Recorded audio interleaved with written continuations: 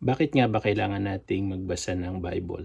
Assuming you're already a Christian, ang pagbabasa po ng Bible should be a natural response of our heart. We know that being a Christian is not just having a religion that tells you you should do this, you should not do that.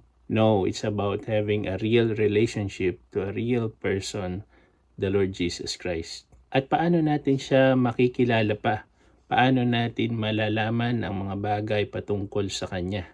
Sure, there's a lot of ways that God reveals Himself to us, but primarily through His Word, both the Old Testament and the New Testament. So anong dahilan bakit natin ito kailangang basahin?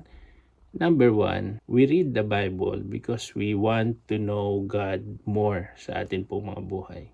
We're so grateful to the Lord who saved us, na pakinggan natin or na-receive natin yung gospel message, and in response, tayo po ay nagnanais na malaman pa ang mga bagay patungkol sa Kanya, makilala pa siya ng gusto, at matutuklasan po natin ang mga bagay patungkol sa ating Panginoon sa pamamagitan ng pagbabasa ng Biblia. Hindi lang pagbabasa, kasama na doon yung pag-aaral syempre.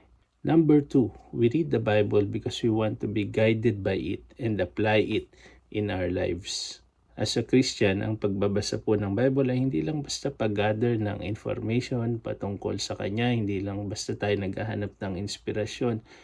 But more than that, we want to consume the Bible until it becomes part of us. We want to be so consumed by it na ang mensahe po nito ay tumatago sa atin in and through us, at nagiging daluyan po tayo nito. Sa 2 Timothy 3:16, basahin po natin. All scripture is given by inspiration of God and is profitable for doctrine, for reproof, for correction, for instruction in righteousness, that a man of God may be complete, thoroughly equipped for every good work. Grabe po ang kapakinabangan sa Word of God.